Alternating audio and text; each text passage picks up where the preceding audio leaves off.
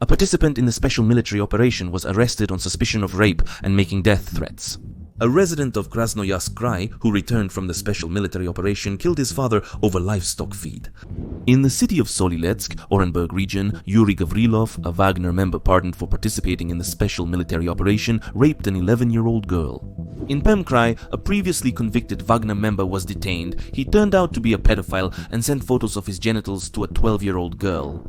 Near Volgograd, a mobilized soldier is suspected of raping a second-grade girl. In Bashkiria, 25-year-old former Wagner member Oleg Mikhailov, threatening with a knife, raped a 24-year-old acquaintance. Near Volgograd, a participant in the special operation was detained. He beat a 43-year-old man to death. A rapist who returned from the special military operation assaulted a woman in the Volgograd region. A Wagner private military company fighter with 3 medals strangled a resident of Primary and burned the remains along with the car. The dismemberer of a girl whose head was found by children in the Kitinka residential complex returned from the special military operation and killed again. A former Wagner fighter is wanted for the rape of a 13-year-old girl. In the Novosibirsk region, a Wagner member shot an acquaintance and was placed under arrest.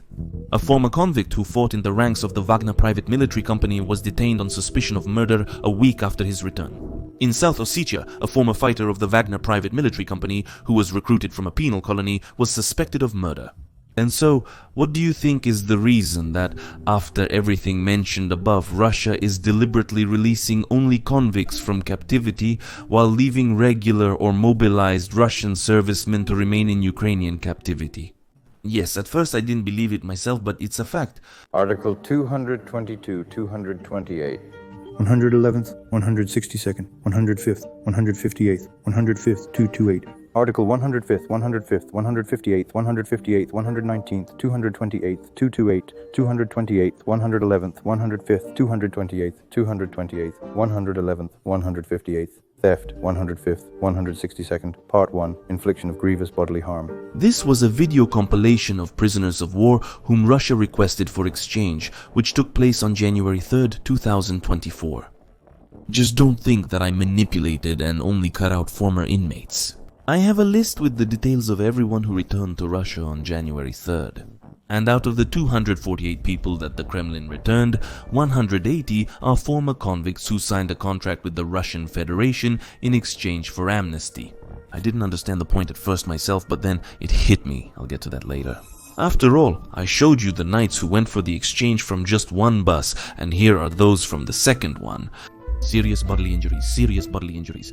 Killed a drinking buddy for murder Article 5, killed 2 rats, robbery, theft for theft Article 158, for stealing a phone, possession of substances, attempted distribution, threat to life, for murder.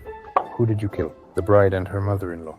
Yes, these are all heroes of the special military operation, and Russia is bringing them home. I just hope they don't end up being your neighbors, my dear friends.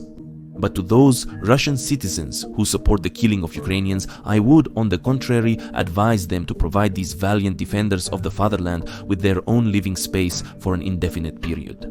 Because I've heard that when you get out of prison, at first it's hard to find a decent place to stay. So I believe that true patriots are simply obliged to take in a hero. You could make him a bed in the kitchen or the kids' room. Article 158. Third part, that's theft, robbery, theft, attempted drug dealing. Inflicting serious bodily harm resulting in death by negligence, inflicting serious bodily harm.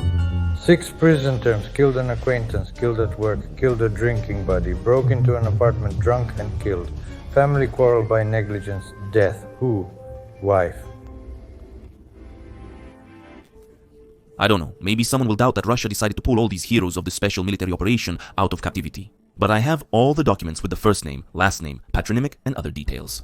Actually, the list of Russians who went for the exchange was made publicly available by the I Want to Live project. You can check it later.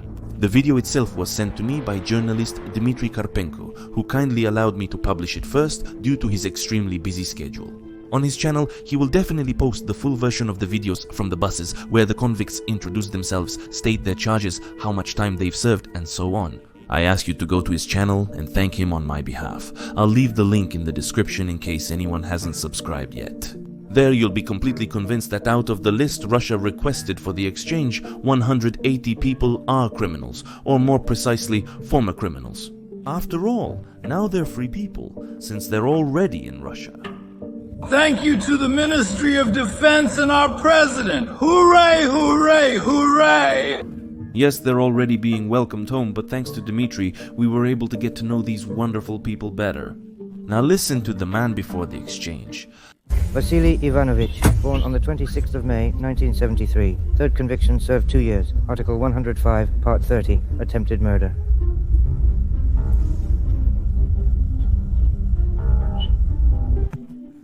Attempted murder. Well, it looks like he'll be here soon to finish the job. After all, Vasily Ivanovich was given a second chance. By the way, it's quite interesting who exactly gave him that second chance.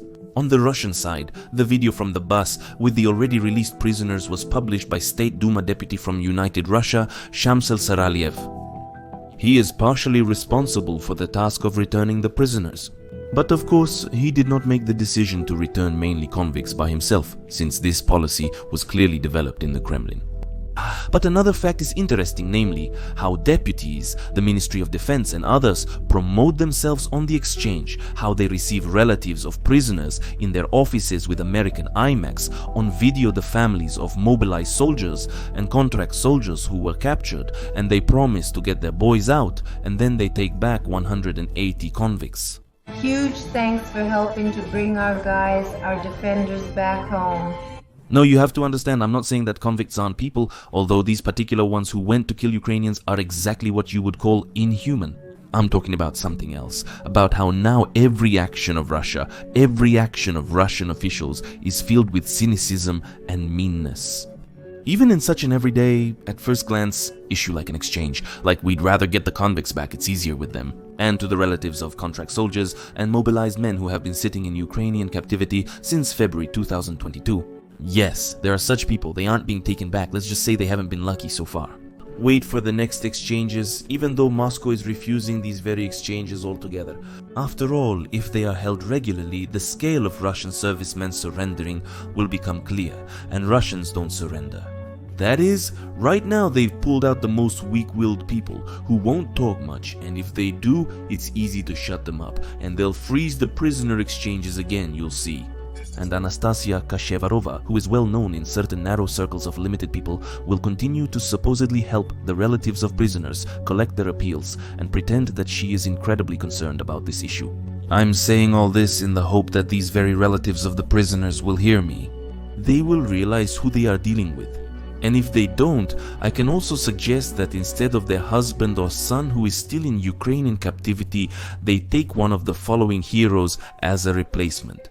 3 convictions, 3 convictions, 5 convictions, 5 stints, 4 convictions, 3 convictions, 3 convictions, second conviction, 2 convictions, 3 convictions. Inflicting grievous bodily harm resulting in death, Article 105, murder. Article 105, Part 2, murder, Article 105, murder, 105, Part 2, 105, 1, murder, 105, second, 162, 105, first murder, 162, 105, first. Murder while drunk, attempted murder, Article 105, Part 1, 105th Article. Did time, damn it, a year and 2 months. Did time for Article 105, damn it, a year and 2 months. Article 105 is murder, in case anyone didn't get it. That means the person killed someone. Did a year, then went to kill Ukrainians, and now he's coming back a free man to his homeland. Exactly, free. Because according to the law, most of the convicts' contracts have ended, and now they are fully amnestied. That's exactly how it works, but you understand the full horror of the situation.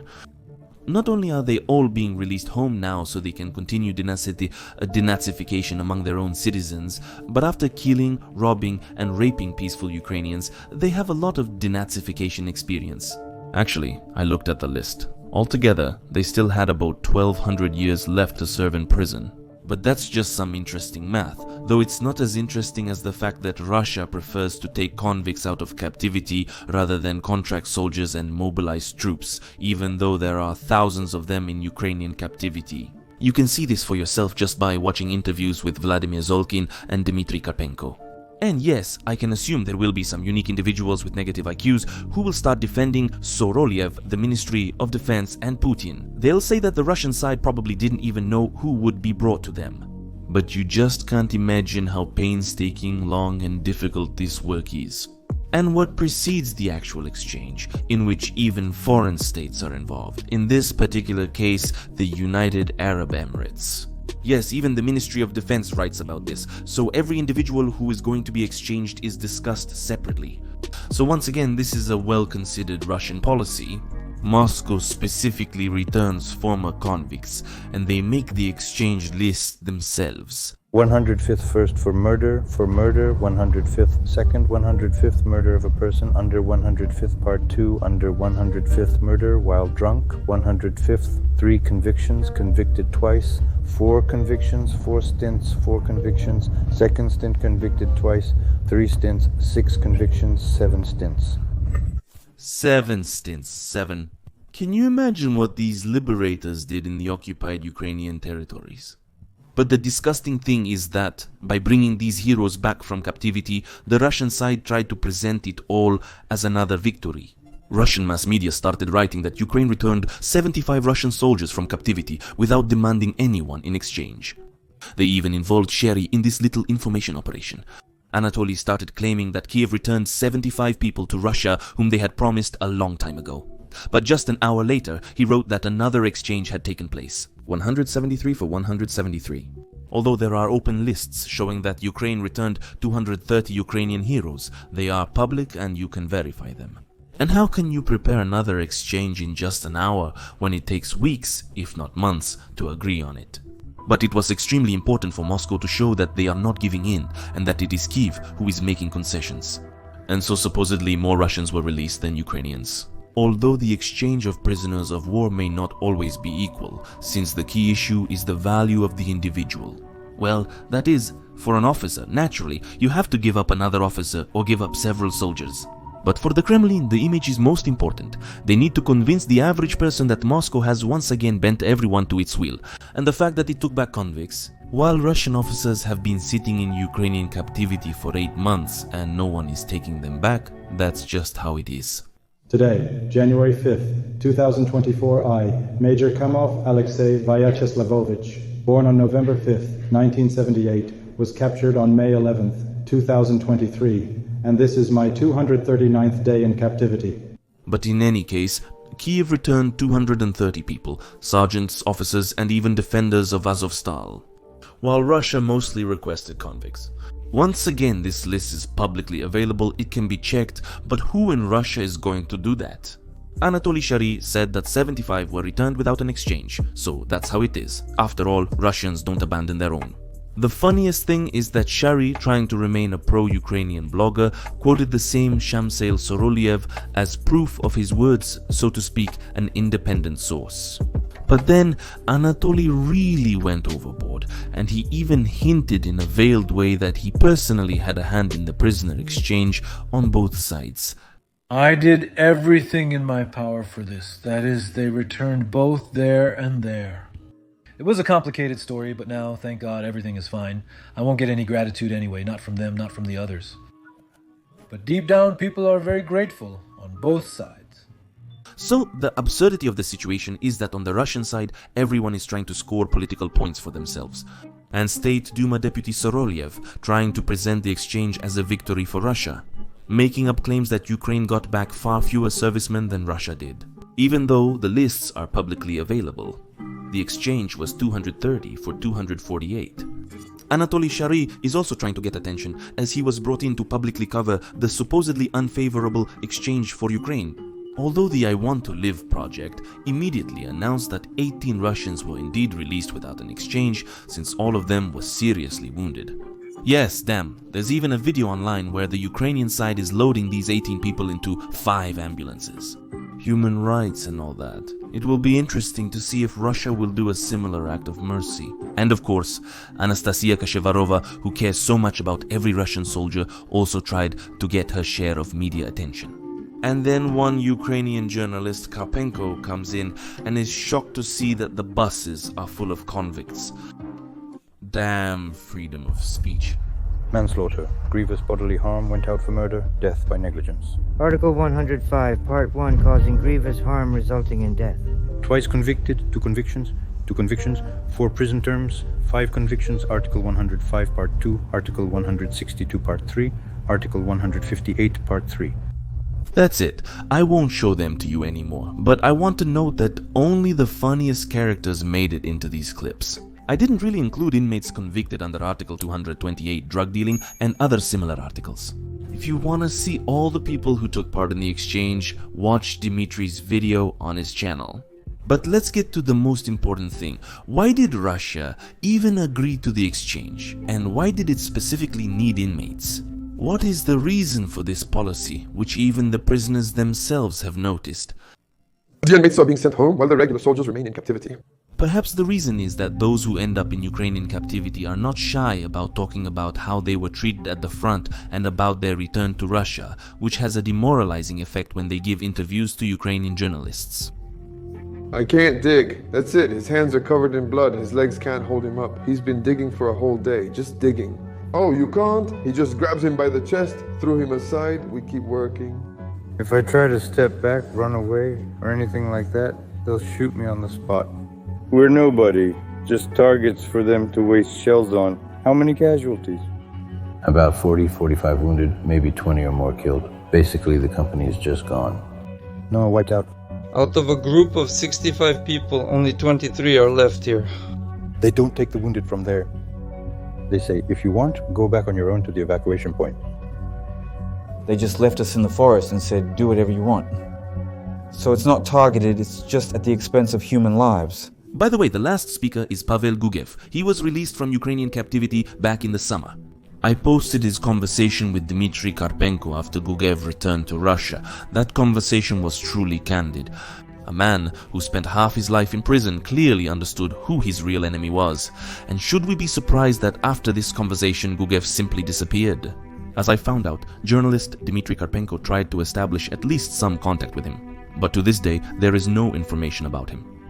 And this is another possible reason why Russia prefers to return former prisoners from captivity rather than contract soldiers or mobilized men. It's easier to silence a convict.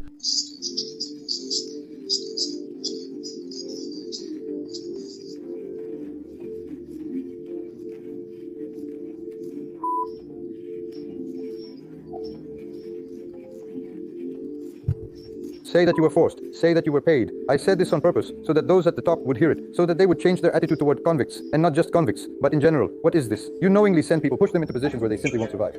And the third reason, a rather troubling trend has emerged for the Kremlin, namely the ongoing recruitment by the Freedom Legion and the Russian Volunteer Corps of their fellow countrymen who are in Ukrainian captivity. And of course, first and foremost, it is former prisoners who express the desire to start fighting for the freedom of Ukraine and Russia. The reason is quite simple. It's resentment toward the state for treating them worse than cattle. Actually, you understand that Prigozhin's mutiny could not have happened without certain sentiments forming within the private military company. And to this day, some occupiers with major media resources continue to openly mourn the death of Yevgeny Viktorovich. Of course, we all want to believe in something good. And I too want to believe that Yevgeny Viktorovich and Dmitry Valerievich are alive. Therefore, it's no surprise that, being in Ukrainian captivity and realizing who the real enemy is, captured Russians express a desire to switch to Ukraine's side and start fighting not for Putin, but for Russia. What is it about you that should make us take you in, and why should we do it? Let's start with the fact that, as I mentioned earlier, I have a qualification in sports shooting. I won't be afraid when the time comes. I won't get scared, and I'll do what needs to be done. I have combat experience, for example, in Vodinoye, where I ran under artillery fire and went on combat duty. I know Russian combat tactics. So it's clear what can be done against them, because the wooden ones will always do the same thing. They'll always issue that pointless fire card. I'm ready to join your ranks right away. First of all, as a Russian, I have to somehow make up for what my country has done. But we haven't answered the most important question. Why does Russia even agree to exchanges from time to time? Especially since they don't take back the most valuable people, and actually that's the most important point of this video. After all, judging by the Kremlin's decision to go through with the exchange, we can conclude that the Kremlin gives in to public pressure. Yes, no matter what. And Russia cannot completely ignore the requests of relatives, the pressure from international organizations, and the international community. After all, the United Arab Emirates acted as a mediator during the last exchange. Russia has to periodically agree to such exchanges to maintain its own image. After all, even the most authoritarian regime cannot ignore social tension forever, and it's absolutely foolish to deny this. It's even more foolish not to take advantage of it. Today's direct line with the president was a slap in the face to the wives and mothers of the mobilized soldiers. There are hundreds of us, thousands, and all of us wrote, asked questions, pleaded, begged to be heard. Everything we asked for is pain. It's an open wound that you just poked with a stick today, stirred it up, and laughed at us. This deafness to our pain is truly frightening. We don't care at all about the eggs they were talking about or about unemployment. Because there is one huge problem. Guys who have been on the front line for a year, even more than a year, who have already sacrificed their health on the front line. They haven't had a single rotation for the entire year. Yes, I understand that at his final press conference, Putin didn't even bother to answer the hundreds of thousands of families of the mobilized about when their sons, husbands, and fathers will return home. But in reality, the president ignoring the appeals of the mothers and wives of the mobilized is actually the best proof that such regimes are afraid of actions like these. And yet, at the moment, the Russian opposition is not working with these women, unlike your humble servant. But I can't do this on a large scale. Yes, I know that the wives and mothers of the mobilized are not demanding to stop the war, but only to replace their men with some other bastards who will come to kill Ukrainians. Nevertheless, their complaints need to be made public. For major bloggers who show their faces, this should be a top priority because the Kremlin is already preparing for a new wave of mobilization. It's one thing if it will be carried out as part of a rotation, but it's another matter if its goal is to create new large military units. Plus scaling up the campaign. Bring my husband back, I'm exhausted. This is a signal to the Kremlin that social tension is rising, and as I showed today, the Kremlin will have to respond to such an increase. So this campaign needs media coverage and support from all opposition bloggers. It's clear that at the moment the Z community is in high spirits because of the failed counter-offensive by the defense forces of Ukraine. And yes, right now, it's the Russian forces who are attempting an offensive along the entire front line. However, we can't ignore the fact that these actions by the Russian army are extremely costly in terms of human resources and material base. At the same time, let's be honest, the result is rather modest, and the question of when the morale boost from the failure of the Ukrainian counteroffensive will fade in the Russian army is only a matter of time. That's exactly why the Russian government is so cautious when it comes to issues that could influence public opinion. That's why, once again, everyone who has a media platform is simply obliged to raise, let's say, uncomfortable topics regarding the return of mobilized soldiers because it gets results. And the case with the prisoner exchange is a perfect illustration of how exactly media pressure works. You understand the role that journalists Volodymyr Zolkin and Dmytro Karpenko played in this matter, showing Russian prisoners of war every day and offering Russia to take them back in exchange for Ukrainian servicemen. And on January 3rd, we all saw the result of this work. The Kremlin was literally forced to agree to the exchange. Of course, even here the Russian authorities resorted to trickery to minimize the consequences of such a decision for themselves and returned the most disenfranchised citizens of the Russian Federation. But the fact that, upon returning home, they might start denazifying their own citizens is already a side effect that will not affect Vladimir Putin's popularity in any way. But that's just by the way. The first time was in the year 2000, drinking together with my brother-in-law. He started beating my sister, we fought, I didn't like it, so I grabbed a knife and stabbed him. That was in 2017. We were also drinking, trying to cure a hangover, and with my friend, I didn't like something either, so we started fighting. I went, grabbed an axe, came in, chopped off half his head. They gave me 11 years in prison, and I've already served 4.5 years here. A modern state cannot claim the role of a regional or global leader without having a distinct ideological system, the foundation of which is beliefs and principles that have developed over at least decades. The European Union is democracy, China is rapid development, the United States of America is technological power, and Saudi Arabia is traditionalism. And what about Russia? What happened to the once mighty military power? Its troops are stuck near Avdiivka, the glory of Russian arms has faded in senseless column attacks. And the Russian soldier, who not so long ago fought against Nazism in Europe, has turned into a criminal with 3 convictions under Article 105. Yes, right now the Z supporters are celebrating. After all, Ukraine, with its limited equipment, couldn't break through the Russian defensive line. But defeating the Russian Federation didn't require that, because Russia has already lost, even though, unfortunately, Ukraine hasn't won this war yet. But in any case, the Russia we were once told about no longer exists. Instead, there's a criminal state.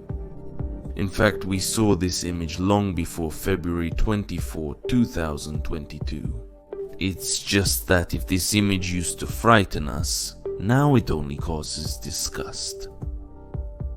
Dark night, only bullets are whistling across the steppe, only the wind is humming in the wires, the stars are dimly twinkling. Dark night. Darling, I know you're not sleeping. You're by the child's crib secretly. You're wiping away a tear, that's all.